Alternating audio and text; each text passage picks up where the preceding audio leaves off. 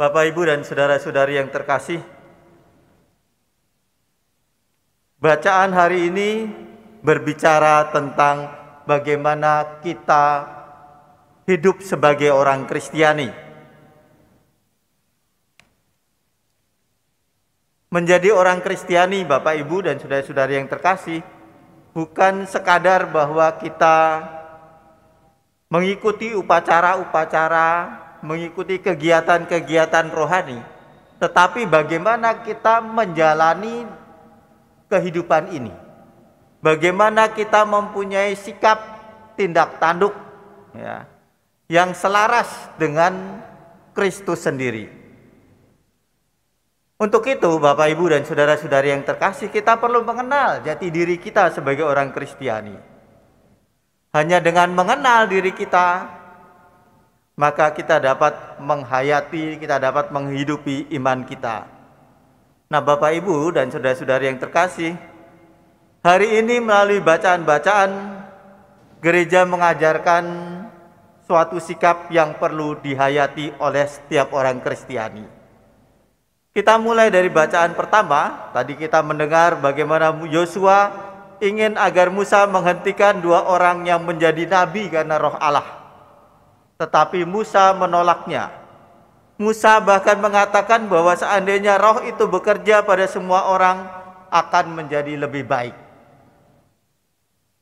Pada bacaan kedua, kita diingatkan oleh Santo Yakobus bagaimana tanggung jawab yang harus dimiliki oleh mereka yang memiliki kuasa dan harta terhadap orang-orang yang tidak berdaya, terhadap orang-orang yang lemah. Sedangkan pada bacaan Injil, Bapak, Ibu, dan saudara-saudari yang terkasih, Yesus menegaskan agar kita itu memiliki sikap terbuka. Dan juga jangan menjadi batu sandungan bagi sesama kita. Bapak, Ibu, dan saudara-saudari yang terkasih, saya akan menggarisbawahi sikap terbuka. Kita sudah sering mendengar kata sikap terbuka itu. Kita harus memiliki keterbukaan. Tetapi Bapak, Ibu, dan saudara-saudari yang terkasih, kerap kali kata keterbukaan itu kita pahami secara tidak tepat. Sikap terbuka seolah-olah kita menerima segala macam informasi, segala macam pandangan, segala macam filsafat dan pemikiran dalam diri kita. Dan kita terima begitu saja tanpa disaring. Tanpa kita periksa apakah ini sesuai dengan hidup kita atau enggak. Kalau itu yang terjadi, Bapak, Ibu, dan saudara-saudari yang terkasih, kita tidak bisa menghayati hidup kita sebagai orang Kristiani. Kita tidak bisa bahkan mengarahkan orang lain. Bahkan kita menjadi batu sandungan bagi orang lain. Karena apa? Karena kehidupan kita tidak berbeda dengan mereka. Santo Yohanes Chrysostomus dalam komentarnya terkait Injil Matius, dia mengatakan kalau kita sebagai orang Kristiani tidak ada perbedaannya sama sekali, sementara kita rajin berdoa, kita rajin sembahyang dan sebagainya, kita itu sesungguhnya menghina Allah. Maka pemahaman keterbukaan bukanlah sekedar kita terima segala macam pandangan, macam-macam filsafat atau nilai-nilai orang lain, tetapi perlu kita pahami dengan lebih jelas. Bapak, Ibu, dan saudara-saudari yang terkasih, sikap terbuka itu memang dibutuhkan bagi kita. Dan bagaimana sikap terbuka itu bukan menjadi batu sandungan, tetapi justru membantu orang untuk semakin mengenal Kristus. Mengapa sikap terbuka itu merupakan sesuatu yang penting bagi kita? Sikap terbuka di dalam hati kita membuat kita mampu keluar. Nah, kata keluar ini, Bapak, Ibu, dan saudara-saudari yang terkasih, perlu kita pahami. Ada dua pemahaman mengenai keluar.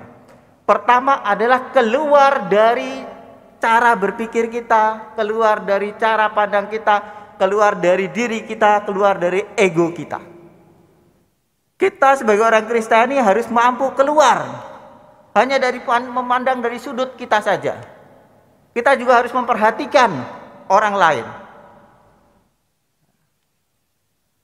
Kita juga keluar dari apa yang menjadi selera kita dan kesukaan kita, tetapi melihat juga mana kebenaran itu. Saya ambil contoh. Sebagai seorang Kristiani, Bapak Ibu dan saudara-saudari yang terkasih dalam menghayati iman, saya nggak mencari apa yang saya sukai, apa yang saya senangi. Misalnya, saya senang dengan Kristus yang mulia. Kemudian saya menyampaikan seolah-olah bicara Kristus itu hanya mulia saja. Saya tidak berani bicara mengenai salib karena saya nggak suka sama salib. Ya. Padahal, ya, kalau kita mengimani Kristus, ya kita harus juga menerima salib dan menerima Kristus yang mulia.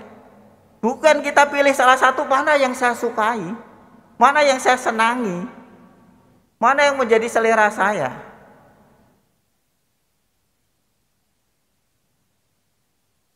Santo Yohanes Paulus kedua itu mengatakan bahwa kita hendaknya mengajarkan Kristus secara utuh. Nah ini, jadi kita keluar dari diri kita, dari apa yang sekedar kita minati, yang kita sukai, tapi mencari kebenaran iman itu sendiri. Dan itulah yang saya pegang. Itulah yang saya ajarkan kepada orang lain. Itulah yang saya ajarkan pada anak-anak saya. Dengan demikian kita tidak menjadi batu sandungan. Kita tidak menyesatkan.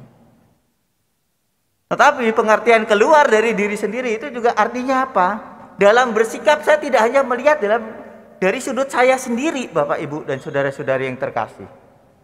Misalnya, ya, saya punya HP 10. Ya. Kemudian dengan mudah saya jejerkan begitu saja HP saya 10 yang harganya mahal-mahal, yang jutaan-jutaan saya itu di depan orang yang makan aja susah. Ya. Oh, ini punya saya sendiri kok. Ya, saya beli pakai duit saya sendiri kok. Tapi kita tidak melihat dari sudut orang yang makan aja susah itu. Nah, itu cara berpikir yang sekiranya tidak sesuai dengan semangat Kristiani. Kita perlu peka juga dengan orang lain yang mengalami kesulitan, yang menghadapi masalah. Ya. Sekarang ini kan model ya, pamer-pameran kekayaan di YouTube dan sebagainya. Ya.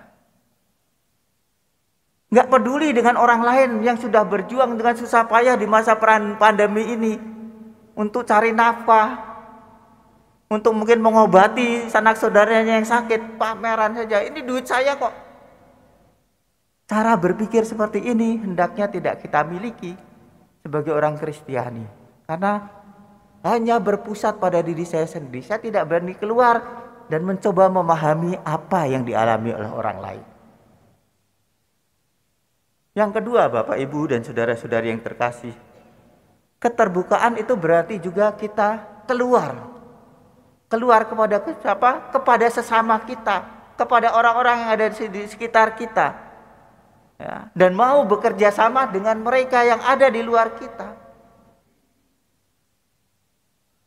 Kita tidak hanya membatasi, saya mau bekerja atau melayani atau berkarya dengan orang-orang yang seiman atau satu suku atau satu ras dan sebagainya. Tidak, saya mau keluar dengan orang lain. Sebagai orang Katolik kita harus siap bekerja sama dengan siapapun di luar batas-batas kita. Nah, apa kriteria yang memungkinkan kita bekerja sama? Yaitu untuk kebaikan bersama, untuk kesejahteraan bersama. Maka Bapak, Ibu, dan saudara-saudari yang terkasih, di dalam dokumen-dokumen gereja juga dikatakan, ya, Paulus banyak menulis tentang bagi mereka yang berkehendak baik. Setiap orang yang berkehendak baik, setiap orang yang mau mengusahakan bersama, itu adalah teman-teman kita. Dan kita membuka diri kita untuk bekerja sama dan menjadikan dunia ini sesuatu yang lebih baik. Bapak, Ibu, dan saudara-saudari yang terkasih, marilah kita menjadi orang yang terbuka, tetapi dalam pengertian yang sebagaimana tadi saya sudah jelaskan itu. Tuhan memberkati.